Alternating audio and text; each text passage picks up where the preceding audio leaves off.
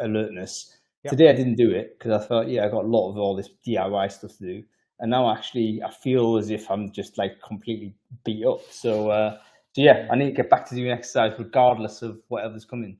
Keep doing it, you know what I mean? Yes. Anyway, welcome everybody. We're live. It's Brainfood Live on air, bringing it to you every Friday. It is episode 219.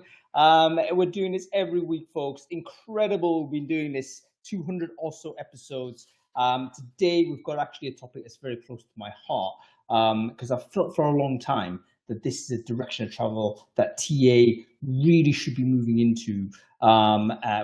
Instead of thinking overly much about, rowing away from other HR type of stuff, we need to kind of row back towards it and expand scope. So today we're going to be talking about what should TA do if it wants to expand beyond just hiring external people. How do you become TA plus?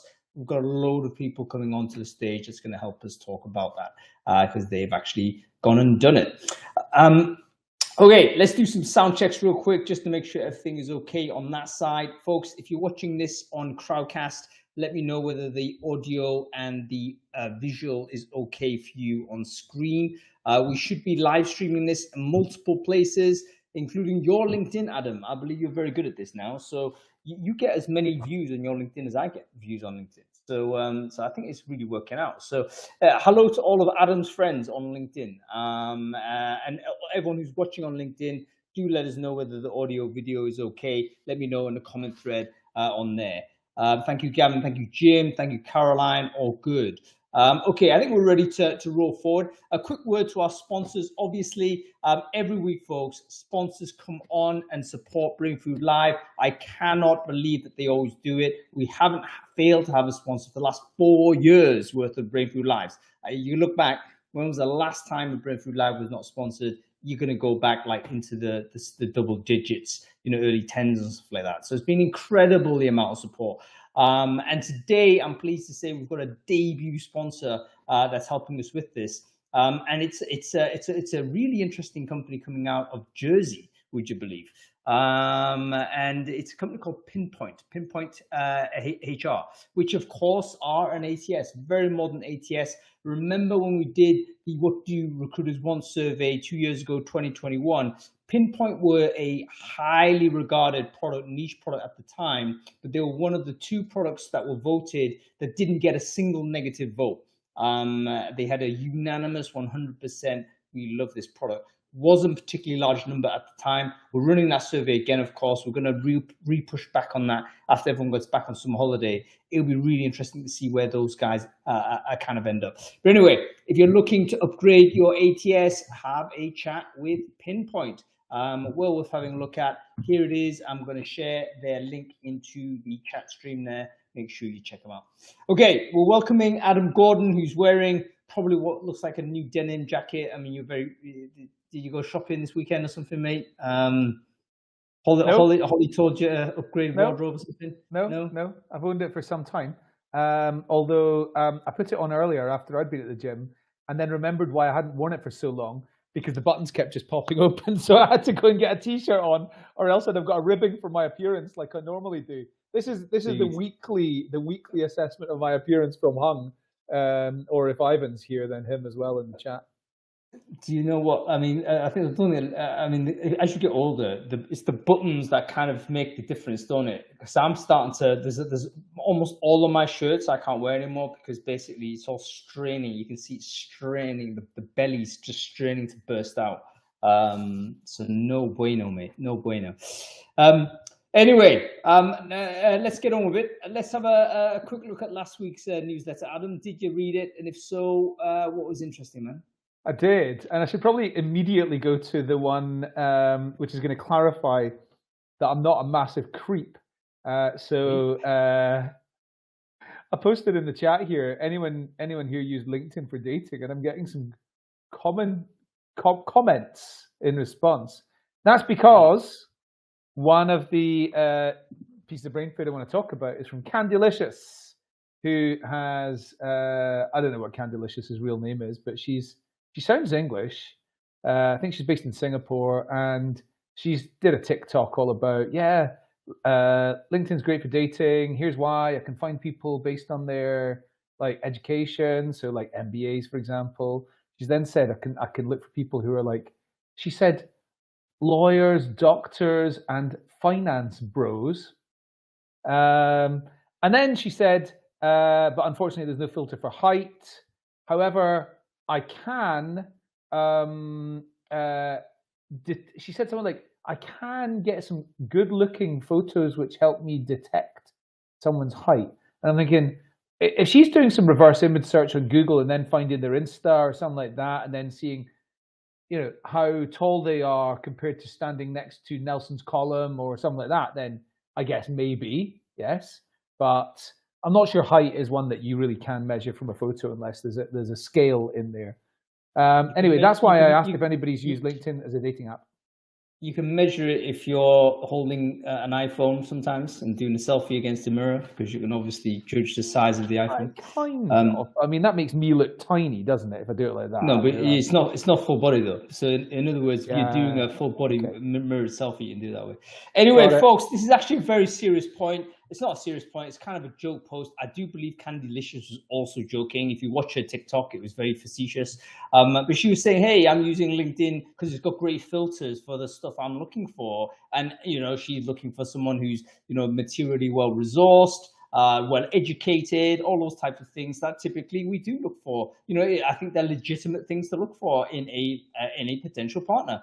So is it wrong to use LinkedIn as a source for dating? We had a really interesting conversation in the newsletter on this, on the chat thread, and we came to discover that it may be okay to do like checking like afterwards, that you may have met someone and you want to check them out, and I think that's okay. That was the sense. And then we had some people said it was a bit creepy if you used it specifically to source for people, and even more sort of creepy if you used it as a messaging channel. So in other words, I don't know whether we're evolving kind of a how-to in all of this, but there was a sense that, you know what, it's kind of okay to use it in a manner, but usually after you've found them before and you're kind of checking them out professionally, I guess, or doing some validation, you know, of what they claim to have. On Tinder, for instance, you get a lot of people sitting lying on top of a bonnet of a Ferrari, for instance. You know, is that person really driving that Ferrari, or indeed, you know, have they BS'd it in some other way? So yeah, what are your thoughts, folks? Can you use LinkedIn as a dating tool? If not, why not? Let's have a chat on that. Okay, what else? Yeah, I mean, that was a good, Ed's asked a good, great question in here, but is she also using LinkedIn Recruiter? I mean, who knows? She might be on Sales Nav, she might find the filters are better on there, but I'll tell you what she's almost certainly not doing, and that is sourcing on recommendations. And if she was sourcing on LinkedIn recommendations as the recommendation, she'd find Mr. Hung Lee at the very top. That's right. Which would be pretty cool. Now, my comments are, this was a blog from a guy on the Boolean Strings blog. Mike Santoro. Yep. Right. So my comment about this is, I agree. I think sourcing people based on LinkedIn it's not recommendations, is it? It's like endorsements. Yes. I think sourcing on endorsements is a great thing to do, but I wonder how much bias is going to end up creeping in there, because I think people of our age, Hung, who started on LinkedIn 15 years ago or whatever, are going to have quite a lot of endorsements, because that was a primary feature back then, but I don't think it is anymore. So you're probably going to surface a lot more people who are in their 40s and maybe 50s than people in their 20s and 30s. And I wonder if that's an issue. Yep, interesting on that. So basically, Mike wrote an interesting blog on how to X-ray for endorsements. I think it's relevant. I mean, you could probably be quite narrow for this. Like, there's certain people are going to be endorsed for quite narrow skill sets. I'm not talking about like team, like a team playing or any BS like that. But there could be some narrow things, you know, technical work that people are endorsed for, that, you know, you would presume that, yeah, the chances are this person doesn't in fact know something about that. But it's another wrinkle to try and find people. I thought it was quite an interesting, you know, snippet in case you wanted to, you know, rethink about how to find candidates. Of course, the big lesson that Mike's trying to show everyone, indeed everyone at Boolean Strings is showing everyone, is that every single online profile is just simply a load of text, and if it's textual, basically means a search engine can find it. So, or at least it can do back in the Boolean search days. Whether it's going to change entirely when it goes to natural language, who knows? But right now, you can still X-ray this, and it can still work. And by the way, when Adam mentioned about recommendations, I'm not the most recommended person on LinkedIn, but I am the most endorsed person on LinkedIn for LinkedIn endorsements. I've got 99 endorsements for endorsements, folks. So make sure you, if you endorse me for anything, just endorse me again for endorsements. Right, give us one more minute. Culture. I want to talk about fake work in tech companies. Some of the descriptions of this phenomenon, was it in Fast Company or Business Insider? I can't remember, one of the two. Some of the descriptions of this concept of fake work, which it was primarily about tech companies, were things like a false sense of activity. That's what people are doing. Somebody talked about effort under the illusion of value, which I might also translate as effort towards the illusion of value. And the one that I really love was the concept of resting investing, which means doing absolutely nothing, just waiting for your share options to turn into like money for you. So that was an article I enjoyed. Has Hung gone or have I gone? Is what I need to know. Who's there? Who's not there? Oh no. If you can. Hung has gone. Oh, not again. I got to host this on my own.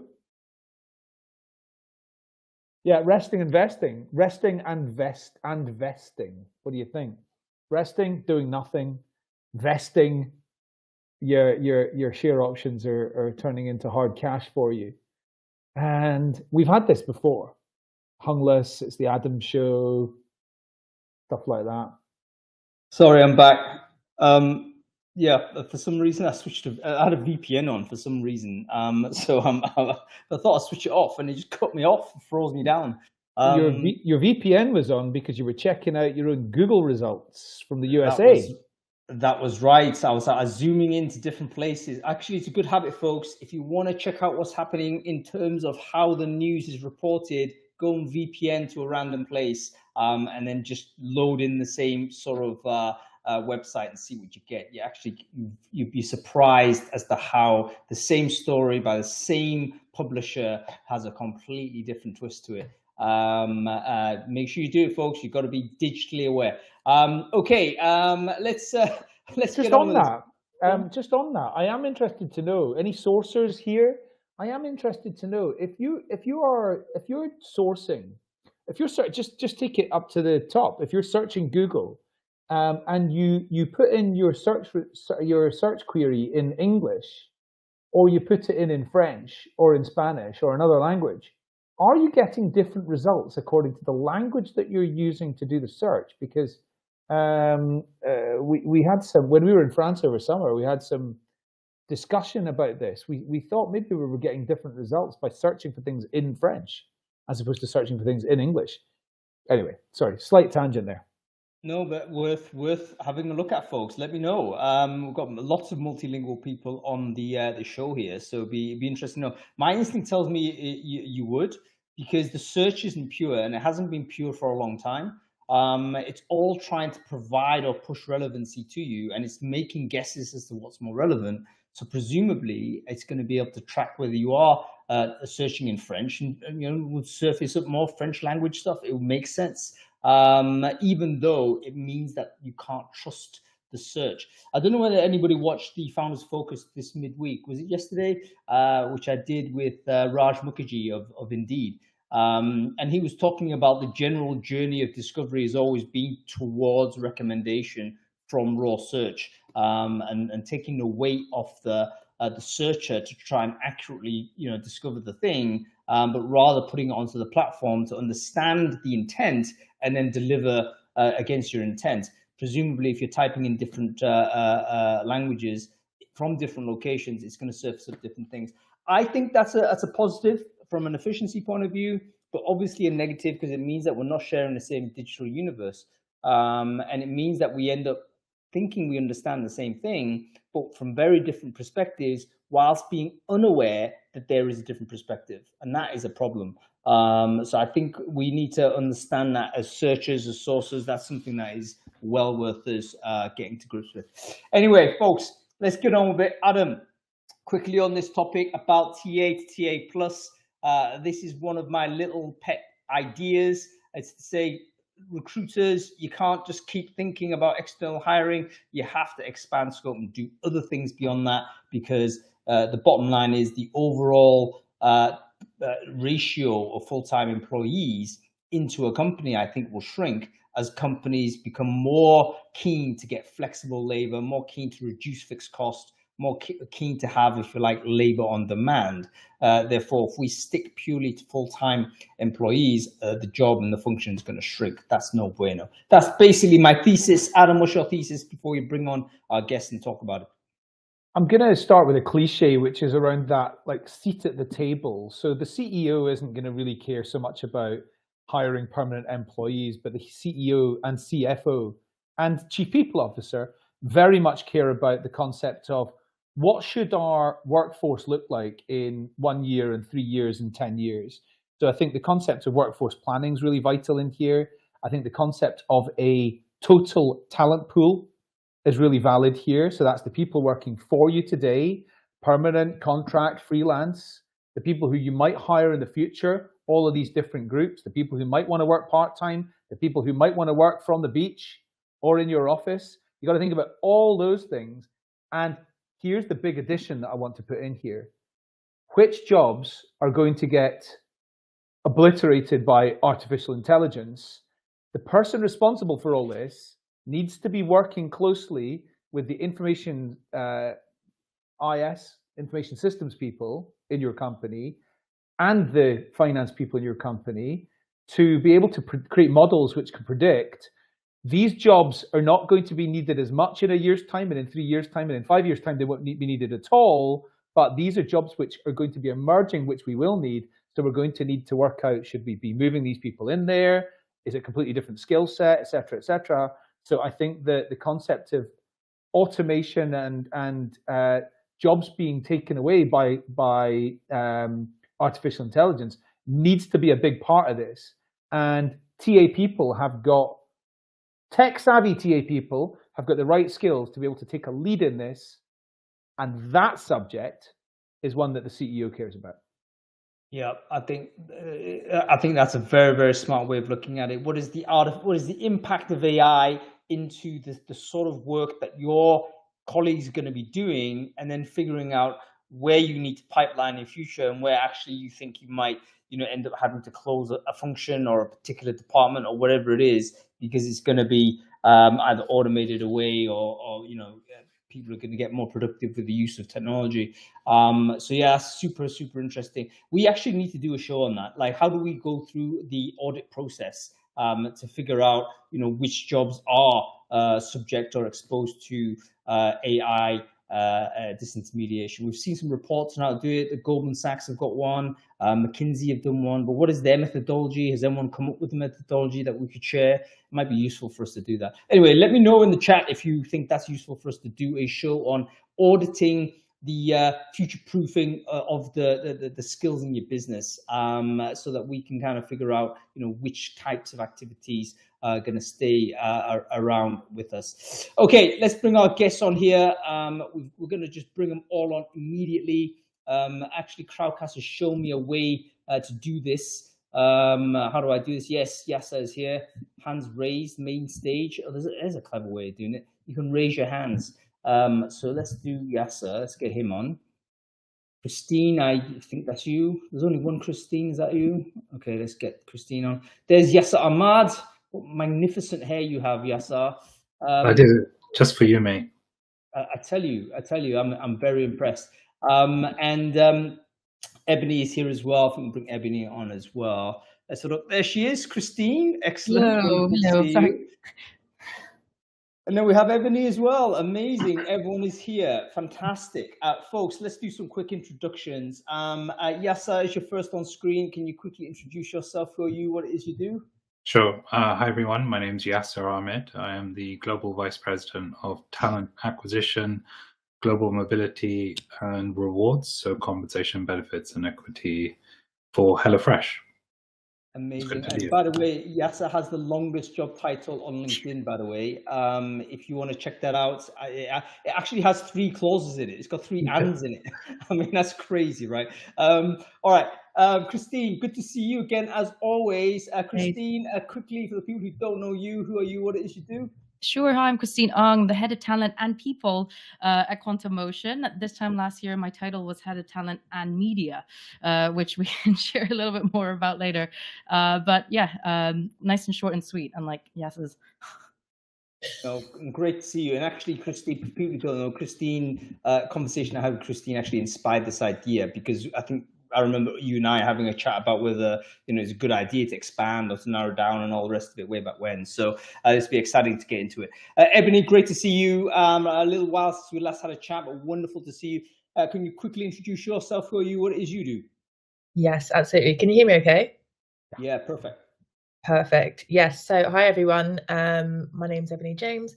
I'm the Senior Director of Talent Acquisition, People Operations, Employer Branding, and Payroll, which isn't on my LinkedIn, but probably rivals. Do we have a competitor for Yasser? I think we do. Yeah, good to be here. All right. I want to get into it straight away with the job titling, because is that an example of expanding scope? Because it seems like an unnatural way to label a function, isn't it? Because more mature organizations, we've managed to truncate it down to say you're director of, or you're senior this. But when you start putting ands on, is that like a very good signal that actually the company's thinking about changing the structure, and there's an inheritance thing going on, or something that's gone on to process? What are your thoughts, guys? I'll open it up to everyone. I mean, let's start with you, Yasser. Did you invent the thing, or was it? How did that come to pass? So look, I'll be very honest. It just added to the existing title. So it was VP of Talent, and then it went, okay, VP of Talent and Global Mobility. Oh, by the way, you're also taking over rewards. Okay, so VP of Talent, Global Mobility, and Rewards. And I'm like, in fact, before this meeting, I was thinking, do I change my title to VP of People? And I thought, I can't do that, because Abbas, who's my peer, he's got VP of People where he manages the HR VPs. And I thought, okay, well, VP of People Ops, that doesn't make sense, because Scott's got that title. So I'm just stuck with a very long title right now until I figure out another acronym. Very interesting. And Ebony and Christine, I think both of those things happened to you, didn't it? Like you had one clear function, and then how come you inherited more stuff? Did people leave and then suddenly it was like no one else would do it? Or was it more strategic in the sense the company thought actually these things belong together? Yeah, it's probably a bit of both, to be honest. I think there was an element of we can go external and hire for these roles, or we can just upskill somebody. Meritocracy is a great thing. Have somebody take a step up, give them it's a bit of a leap of faith, but essentially it was, do you want to? There's an option to do it. If not, we'll hire externally. And so, I mean, ultimately, at the end of the day, it was sort of my decision. But some of the roles that I have, the scope that I have, like people operations, for instance, we'd hired a few people, and for various reasons they didn't join, and so it was just the role had been open for a long time, and so I was like, you know what, I'll step up and I'll give it a go. And do you know what? I wonder whether you might just like end up doing a bit of the work without getting the title for a bit, right? So let's say your TA is kind of adjacent to some of this, and you end up having to do it because who else is going to do it? And then, you can't hire it, or for whatever reason doesn't happen. And then suddenly the title comes after the work almost. Christine, you're nodding your head on that. Is that how it happened with you? Yeah, for sure. And obviously where I'm working with much smaller. So when I joined 2 years ago, we were 12 people. So I was brought in to do the hiring. And I think by default, exactly what you're saying, I was doing onboarding, I was doing contracts. So by default, I think when the end of year reviews came along, it's like, do you want to take the people role. And actually I pushed back. I was like, to be honest, not really. If I had to, up to me, I prefer to do more L&D and coaching and the more D&I focused. And I actually said, can we bring in a specialist who, can do more HR focused stuff? And the leadership actually came back to me and said, well, by nature, you're already doing it now. So, why don't you just take over? And then when the time comes, we feel like we need to hire someone, then we'll do it and we'll hire someone in place. But I think the team thinks we're still small enough. We're about 38 now, where I can handle the whole full cycle. And yeah, I suppose when the time comes, we'll end up hiring. So we do a bit of everything, admittedly not well.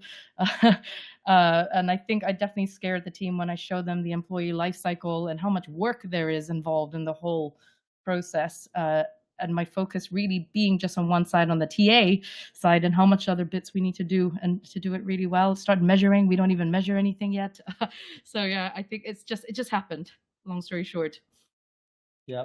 That's interesting, isn't it? So it seems that it's less strategic. It's more emergent in the sense that whatever happens in the context of that business, there's a gap, someone's left, it's very hard to hire. Certainly in 2021, remember, rewind back 18 months, no one could hire anybody. So there was a long period of time, actually 6 to 9 months or so, where there was no people moving. And you can imagine a lot of people having to just absorb some of these responsibilities. And then, obviously it might then become the obvious option to absorb this. Okay, a quick go on, Adam. I was just going to say that's kind of normal in a startup and scale up type of business, where somebody will have responsibility for a lot of different things, which then, as the company continues to grow, they either bring people under them to do those things, or they hand off those things to other people. So in Christine's scenario is quite normal. Yasser's scenario is not quite as normal, but I think that's probably more so because Yasser has identified areas, or there's been areas where there's been no leadership for them, so they've gone, actually, you're the best person for that, because it connects mostly to just this concept of TA to TA plus. I think the A gets dropped when it becomes TA plus, because it's not about acquisition. That's part of it, but I think the T remains, but the A comes under the T. Can I add? It's like the holistic talent landscape, right? So it's so for us, we're at 25,000 employees. So my TA team before, I had the rest of the team was about 150, and now collectively across the TA team, rewards and mobility, we have about 200 people. So when I was looking at it, I kind of said, well, where's the biggest contentious points for me? And it's usually compensation and mobility. And I thought, well, this is where the gaps are when you're trying to bring people on board. Like, how do you actually get them relocated majority of the time, excluding internal mobility, which is a different topic. And then, are we paying people the right amount of salaries? And so given that those were two very close areas to talent, I thought, well, if I take over those, it becomes a little easier. And I'm not a subject matter expert, so I don't actually manage the subject matter expertise, but I have leaders now, senior directors of talent, directors of reward, directors of mobility, that manage the function. But because they're under one roof, suddenly overnight, the connection between everybody was like harmonious. They were talking to each other. There wasn't fights. There wasn't, oh, global mobility is doing this, or there's a delay in comp. It just instantaneously changed, which is super weird, but very grateful for it. It seems to me that's a really interesting observation, sort of insight there, Yasser, but there's probably a very clear distinction between inheriting a function that may exist in some form, and you're kind of supplying the management overhead on an existing function, or a situation where if the function doesn't exist and you've got to just still be hands-on. I think that's like Christine's experience, right? So Christine, going to you on this, how did you feel when so you were presented with this option? On the one hand, you can see it's like career progressive potentially, say, hey, I'm getting more responsibility. But on the other hand, it seems like it's more work, right? And more pressure coming at you. And if you're just one person doing it, it's like, yeah, like how do you divide time? Because you were probably 100% maxed out on TA anyway. So where is the extra when you're doing all the rest? How have you managed to do that? Yeah, and I think that realistically as well, speaking to peers in my industry, people who are more senior than myself, and going back to leadership and actually just being really transparent about your weak spots. Because I think the natural me thing to do is go, yeah, I'm going to do it. Like, you challenge yourself. But the reality is, I don't know much about policies. I'm, not up to date with what's happening with UK law and regulation. I usually just call someone up to help me with that. So being very transparent where your blind spots are and covering the gaps. So we actually hired like this HR consultancy that's I just literally call up if I need something with like disciplinary or anything like that. They write the letters for me and I just deliver it. So I'm like the face of what needs to happen. But the answer to your question, I think it actually stemmed from 2020. Like you mentioned, I was put on furlough. So when I was working in pure TA at FT at the time, I think that's what made me really second guess my role. Like if in these kind of turbulent markets, we're not hiring and TA is always the first, as we can see in the market to put on hold, then what's next for me? And at that point, I didn't actually think, yeah, it's going to be a full people role. I just kind of thought, yeah, L&D, D&I. So when the opportunity does arise, I think, you have to say yes and just try it, right? And you figure out what along the way, what works for you and what doesn't work for you.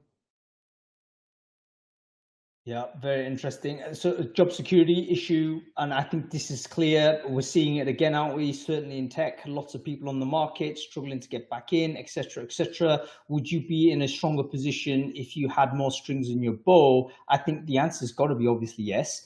You'd be more valuable as to the business because they could repurpose you or refocus you in some other way, or you could even refocus yourself and drive it internally yourself in that way also. So yeah, part of my kind of evangelism for TA Plus is exactly because of this, because I think if you stay narrow, it's going to be quite difficult if the market, let's say, becomes a permanent correction to a different level, then we're not perhaps going to see the same degree of opportunity as we have done over the last 5-10 years or so.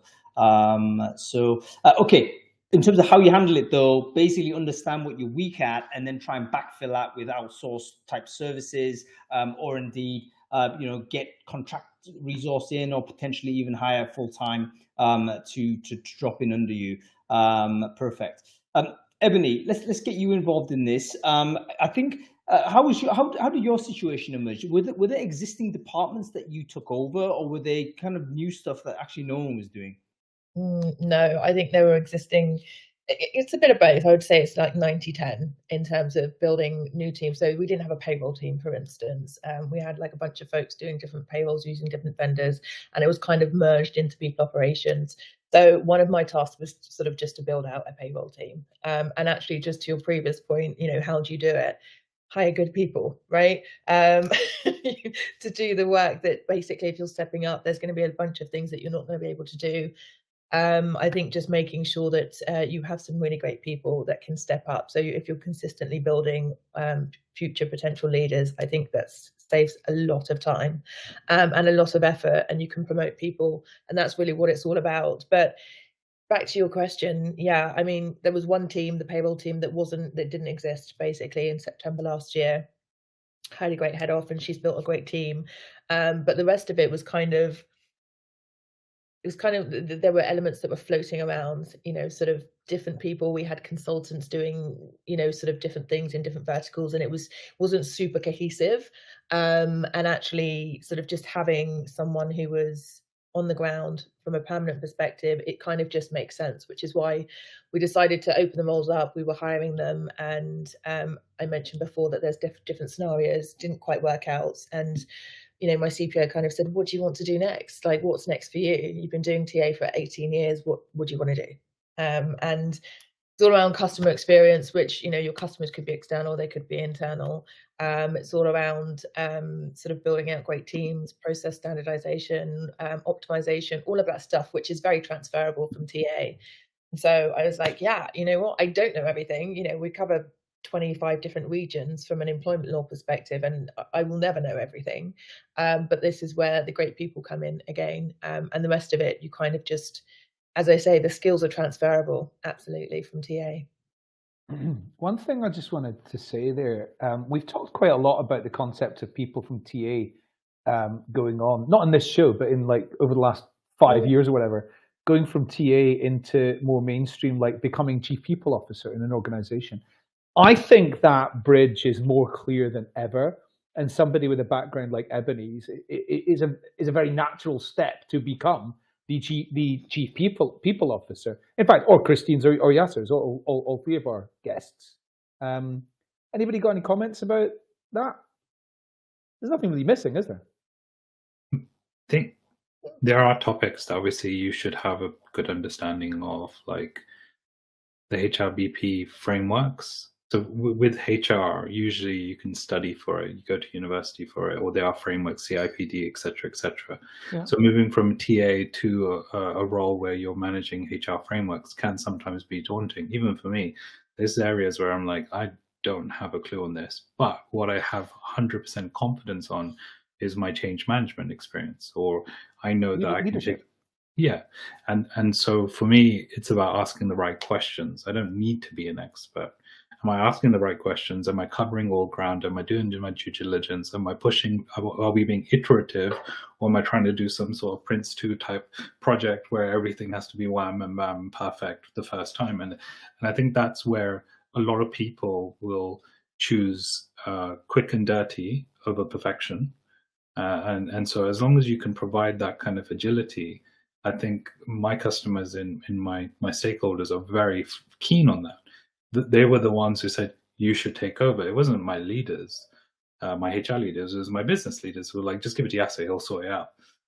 And that for me was a big confidence boost, but obviously a very daunting one, because as soon as I started looking at these frameworks and stuff, I was like, oh, this is quite a lot of information that I don't know. Your point about like HR frameworks and like the technical aspects of that, I totally agree with. But I don't think it's any more technical than reward. And I don't think that you had a technical reward background either when you started taking that over. So it kind of says that you would be able to do it. And a lot of people like.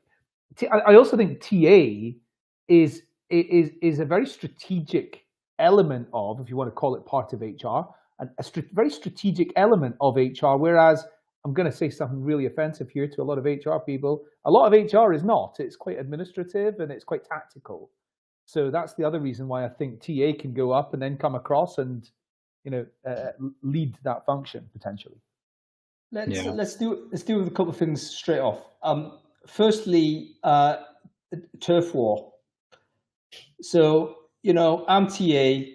I've got an equivalent in Compton Benz or wherever it is. There usually is somebody in that at a certain size and scale. Learning. And suddenly there's a gap, and we're both going for it. How do we deal with it? Does that exist? If so, how do you deal with that scenario? What happens? How do you win? Let's put it that way. If you want to be absolutely crude about it, you want this opportunity, the other person wants it. How do you actually make sure it's you?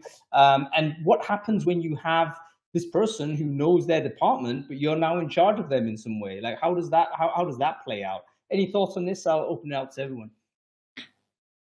I lived this recently. So I have peers who've been in the industry for 25 years, who've done VP of people roles for 15 years. And so they walk on water when it comes to these type of topics. And suddenly here's me taking on the topic. They're like, what the hell is going on here? And it came down to simple things, clear objectives that we wanted to achieve. And I was very clear about them. Stakeholder buy-in was a massive part of it, like 60%. And set up for success. I was already set up for success. I had strong leaders in my existing function where it gave me the bandwidth to then take on extra work like rewards and mobility, whereas my other peers didn't have their leaders in place. So it was kind of right time, right place for me, which allowed me to take on more as well. So I know it's not, that means it's not 100% meritocracy. No, hang on. This is a really important point. Basically, in order for you to be better as this upgraded role, you need to have the bandwidth to do it. And the only way in which you're going to have the bandwidth to do it is if you've got an efficient process, a more efficient process in the team you're already running.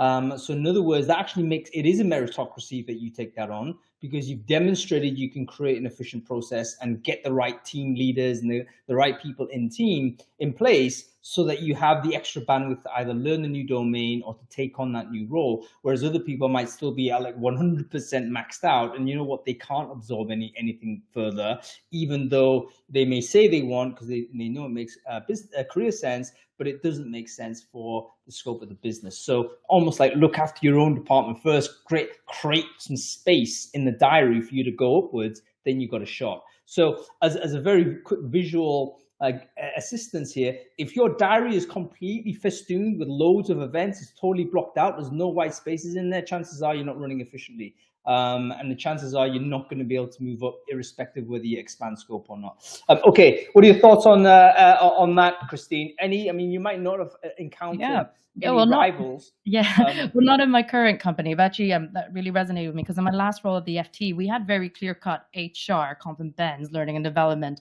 And because my remit as TA was entire product and technology, so actually I was really lucky where the L&D teams invited me to their training sessions, and I got to learn how they actually, do their intervention training programs. So that was really awesome. And I think for anyone out there who's maybe not a global head of just yet, and you are in a position where you're in a big company, there are other teams, definitely learn as much as possible. I think sometimes if you're in pure TA, you also run the risk of like the push and pull of HR and TA. It's like TA bringing people in, and then HR being like, oh, they're always so pushy. And, I've definitely lived that before. But the reality is, there's a fine balance. And I think exactly what Yas said earlier, it's stakeholder management, it's bringing everyone on board. And at heart, I think if candidate experience underpins everything that you do as TA, I think when it comes to an internal experience, it then transfers into like employee experience. So everything actually goes hand in hand anyway.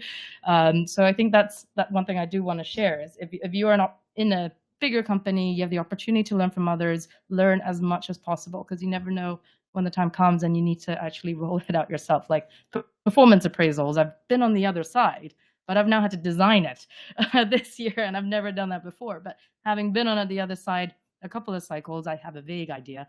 But you're consulting with teams, and I think that's where the consultative approach comes in. It's you're not designing it, you're just actually facilitating the whole thing. Yeah, and I think this is about sort of balancing the narrow focus, because people need to have focus and deliver against your own objectives. Yeah. But again, it kind of leans back to being more efficient as well. You've got to create some excess capacity where you can observe new opportunities and embrace them rather than be scared of them because you're so busy. So being so maxed out that you can't absorb new experiences, that's no good for anybody. Ebony, your thoughts on the politics side? I mean, again, we don't want to get too heavily into this, but there is always going to be a few little, if you're in a competitive scenario for the job, etc. That is one of the management challenges that you have when you're moving on up, isn't it? So how did you handle that?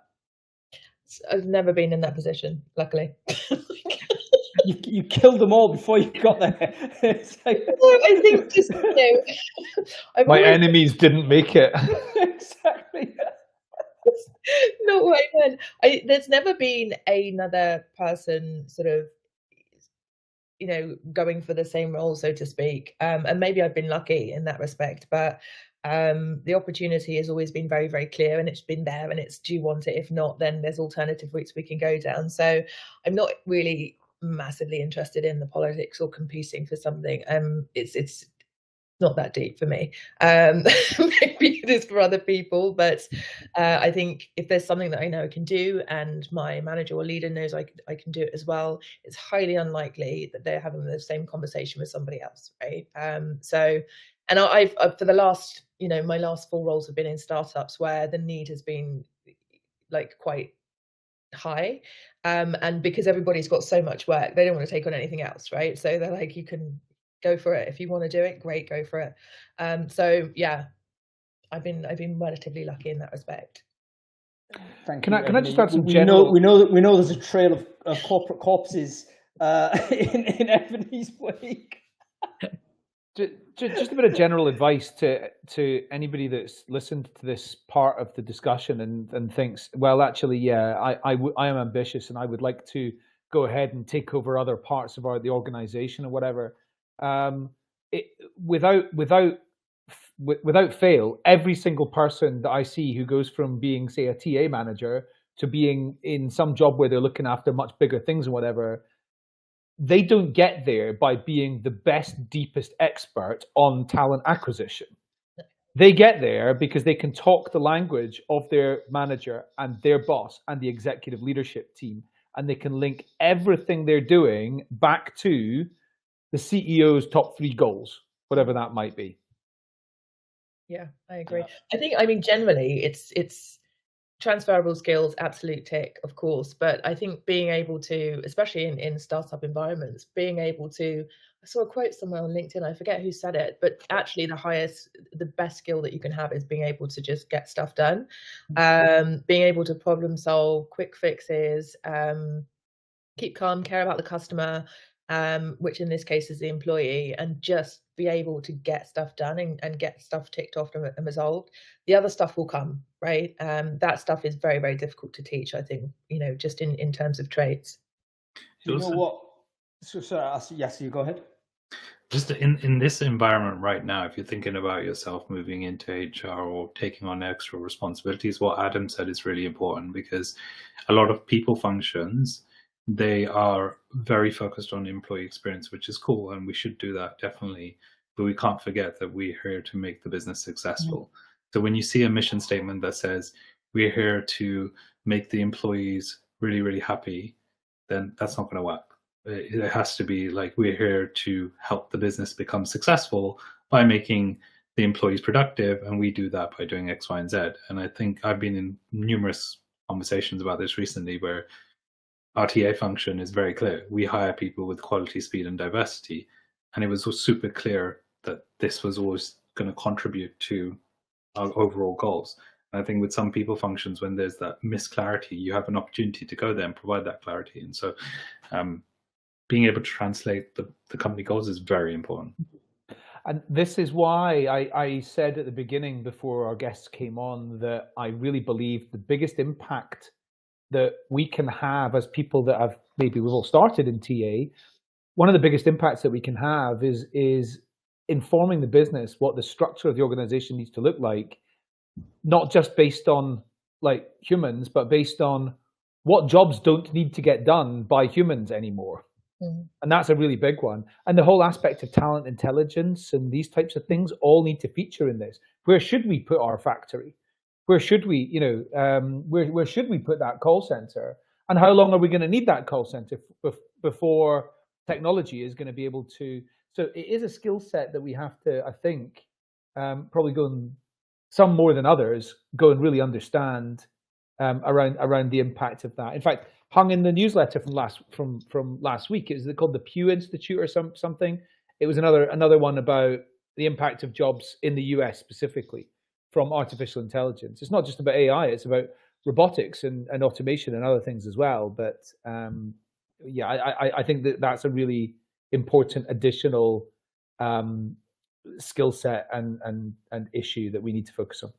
We're going to do that show, folks. We're going to do the AI audit show in terms of, what tasks, how do you actually sort of do an audit for what is the most exposed tasks within your organization against automation, so that may be useful to develop a framework, loose framework that someone else can go and develop. So we're going to do that. If you're interested in it, let me know in the comments. If you have the framework, let me know in the comments as well, because I don't know anybody's an expert there. So I'd love to get some more thoughts around a conversation, how we build a framework like this so that we can go and do that future workforce planning for that AI assisted world. That I think would be a very powerful project to get involved with. Also, we should do a how to get things done type of show, because Ebony and Yasser, you both mentioned it is a super important thing, just for productivity's sake, but also in terms of expanding scope. Of course, that may be the key thing, because your CEO is going to say, what the hell has this guy done? He or she's written some brilliant reports, speaks a good game, but I'm not seeing output. I'm not seeing anything that's affecting the business in a positive way. Guess what? You're not going to expand scope, bro.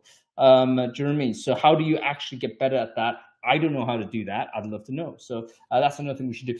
Folks, we always do this. We're a bit late because it's no longer the middle of the show. It's almost to the end of the show, but we want to make sure we do it before we finish. This is a conversation. Brainfood Live is a conversation starting show. It is never going to be a chokehold to stop a conversation. You want to make sure you want to talk to other people that want to expand scope in TA. So make sure you use this opportunity to do so. Grab your LinkedIn URL, share it in the chat stream if you're watching this on Crowdcast.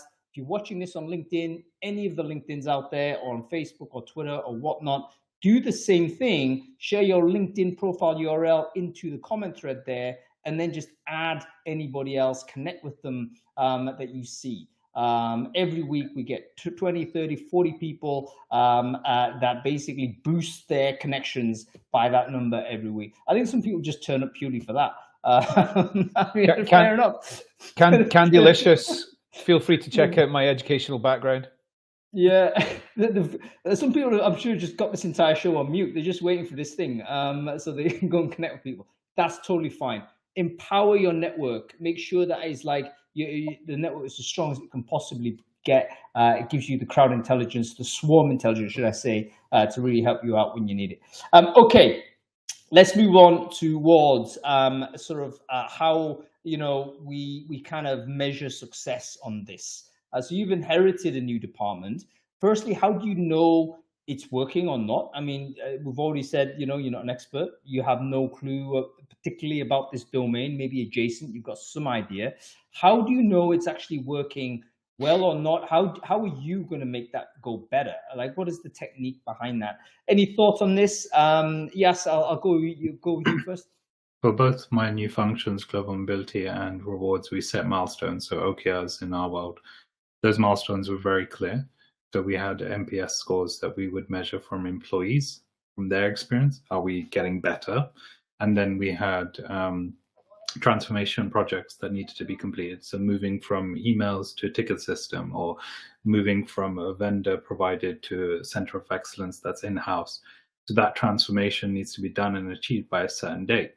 So for us, that's our measurement. So we got the one measurement that's on a delivery item and the one measurement on actual NPS scores, which is really helpful because our NPS scores have been improving, and when they dipped, we knew why they dipped, because we saw, actually our response rate or response time or quality of response was lower. When it comes to the more technical aspects, it's all about the project-based delivery. So are we delivering X by X date? Yep. And this pertains to obviously existing functions and stuff, doesn't it? So Ebony, go to you with that, probably quite similar, I guess. What's your thoughts on how to manage a team or department where it wasn't your domain and you've got to kind of judge whether they're good enough? I mean, how do you do that? I mean, due diligence in the first instance. I think I spent probably the first month just listening and meeting everybody in the team, finding out what they were doing, sort of assessing their skill sets, their strengths, and understanding what they would change if they could. That's kind of where I started first of all. I mean, we didn't have even like a Jira ticketing system for all our requests that were coming in. And that was one of the first things that I implemented very, very quickly. Because actually, if you looked at the engagement scores, which is also another thing that I used, it was very, very telling that, all of these requests that were coming in were causing people to be anxious, let's say. So systems, people, engagement, process, finding out what we could do better. I'm not even going to say like OKRs because we were so far from being able to set those up. Just getting the fundamentals right and making sure that the people were happy and making sure that they were delivering as well. And even if they weren't, finding out why and seeing if we can turn that around, I think was the most important things for the first, I would say, 2 to 3 months.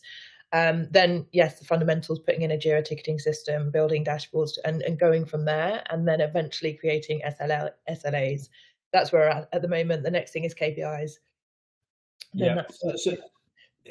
I mean, just to reiterate, I think everyone might just get an intuition on this, but intuition arrived late to me, so I just want to articulate this. But it's an ongoing affair, isn't it? It's not one of these, oh, here it is, it's done. It's kind of you are yourself iterating in your relationship with that department. and then trying to constantly improve on it.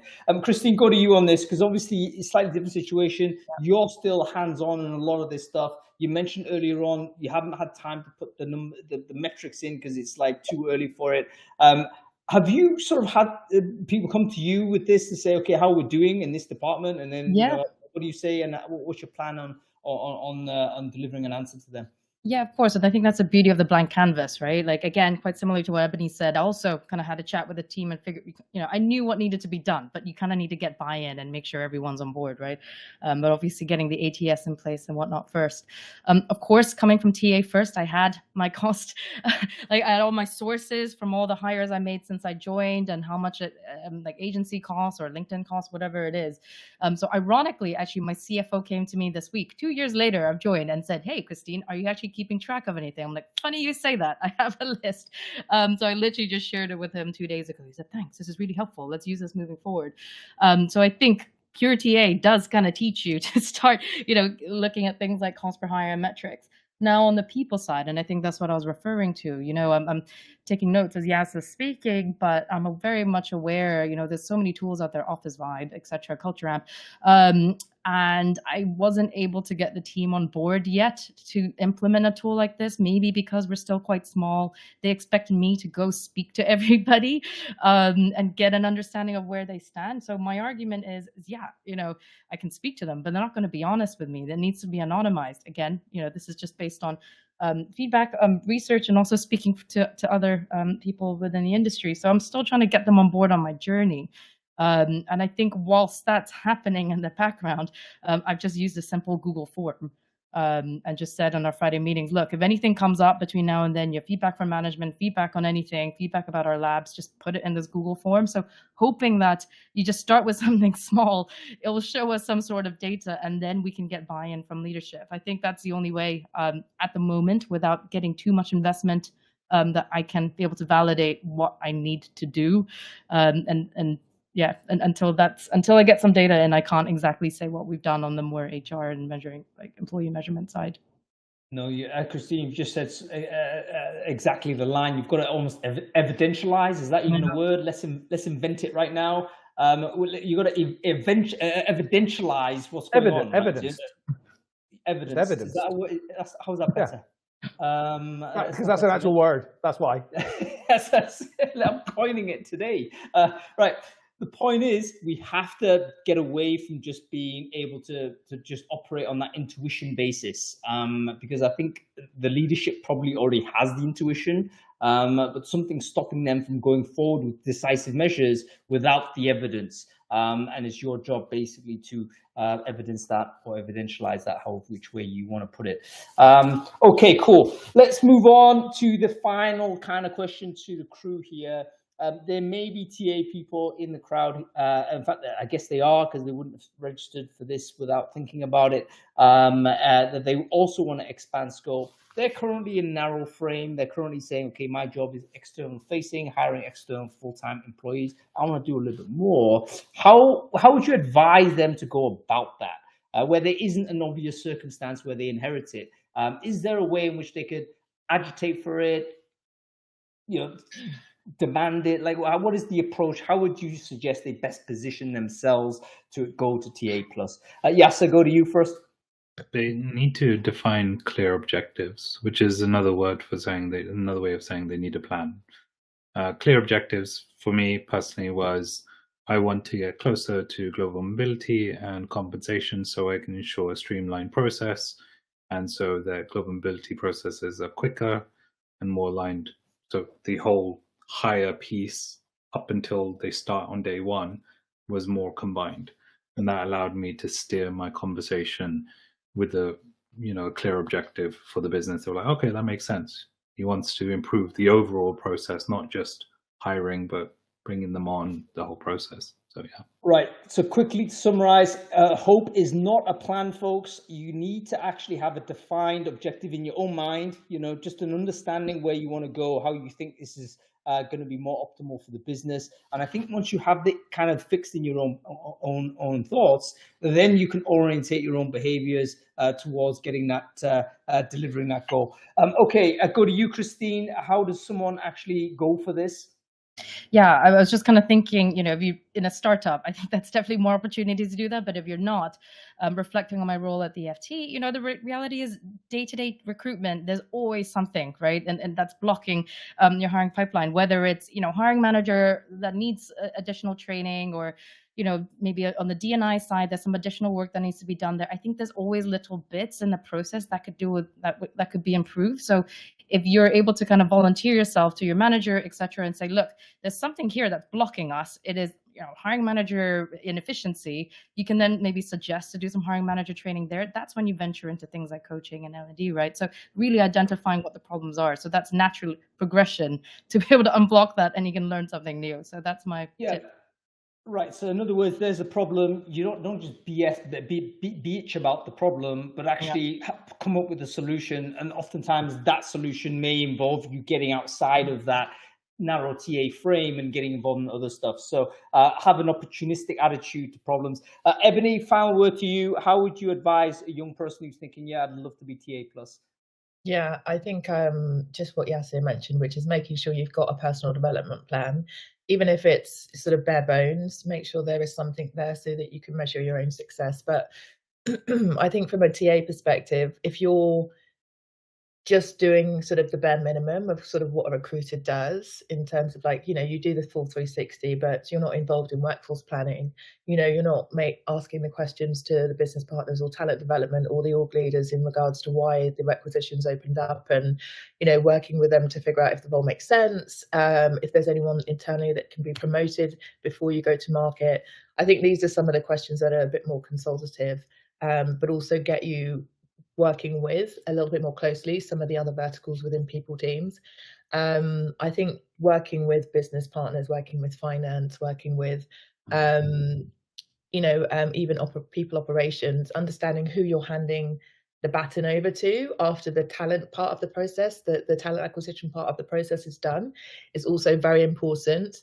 And then there's also obviously, if you find a problem and it's not necessarily within the TA scope, there's the blurred line, work cross-functionally with another team who should be involved, for instance, people operations or business partners, and get a project going, right? And it's a good way to dip your toe in the water, figure out, actually, is this for me?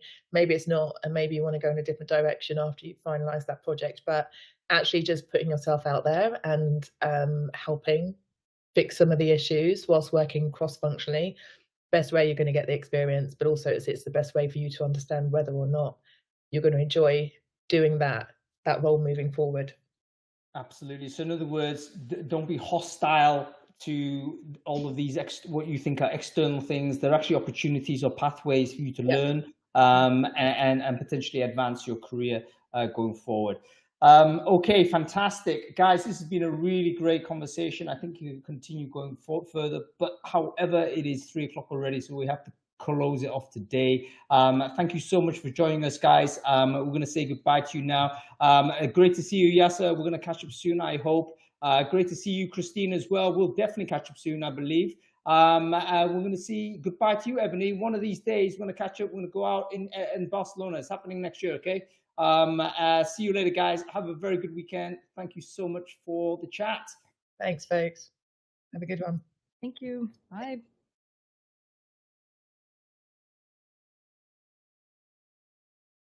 That was great, huh? I really enjoyed that conversation. And by the way, Carrie Liebentritt, thank you so much for your post. I really appreciate it. So folks, that's about it for today. Thanks for watching. We're back next week. We're going to be talking about how do you get sort of budget for how do you argue for budget in a recession? Folks, we're not in a recession technically, but it feels like one, doesn't it? No one seems to be having budget. We're going to speak to people who basically think they've got a way to justify getting some money in tough environments. So make sure you sign up to Brainfood Live on Air next week. We're going to be talking to Nick Thompson at IBM and Ariel Kilroy at Dado. They're going to help us think through this. And make sure you follow the channel, by the way, if you like this type of conversation. Okay, that's about it. We'll see you next week. Thanks for watching. Cool. That was a good show. Great guests. Good, important topic. And everybody needs to know about this topic. Yep. I think so, and I think the great examples as well from all of those three at different stages. One thing we're missing is probably the enterprise side. So I think we could probably replay that show with three guests from enterprise. Let's say, let's get someone from banking, for instance, or someone in government, and then have that dialogue. I think there'll be similarities, but probably reasonable differences as well, in the sense of you're probably going to have to be inheriting a lot more. It's going to be less about getting involved straight away. There's going to be that inheritance factor. I think might be worth discussing, but who knows? That's a thought bubble for another time. Well, it is. Anyway, I was just thinking there. HelloFresh is probably an enterprise size level organization, but fast. Yeah, exactly. That's the thing. The thing is, startup culture, I would imagine, still, which means lots of moving parts and a lot more fluidity than JP Morgan. Well, here's the thing. I mean, I think in start, one of the advantages is that you do get exposed to these opportunities. So I think you can accelerate, which is part of the reason why it was very attractive to do TA and HR in those spaces. But what does it look like if you started off in JP Morgan or something, or you started off at the HMRC or whatnot? Like, is it even possible to do that and climb through? Probably a lot more difficult, I would imagine. Well, and Andy came on and told us it was at HMRC, remember?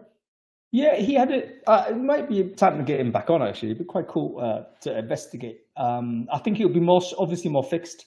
There's probably more formal processes. I think it'd be a lot slower. It may not be exactly as we've described right here. It might be you've got to break into a smaller organization. Yeah. Anyway, what you got planned this weekend, mate? Anything interesting? Gonna take my kids to go and watch Rangers tomorrow.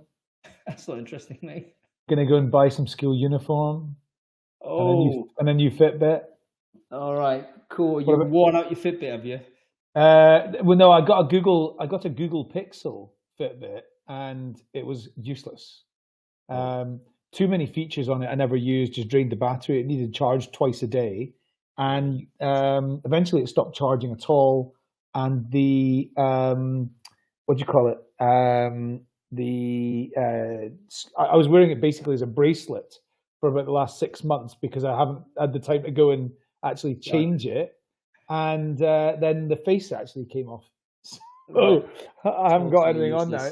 Yeah, totally useless. Yeah. Anyway, what am I doing? I'm going to do nothing. I mean, basically, there's friends that want to catch up with me, but I'm too knackered and I've got work to do. So you need to sleep. I do. I need to sleep, but I've got to pound through because I'm definitely going to Wreckfest now. So I've booked my ticket, and I realise I've got to do a talk. I've got to do all kinds of crazy crap. So yeah, shit to do, man. Busy. Okay. All right, listen. Enjoy. Let you go. Yeah. Cheers. See ya.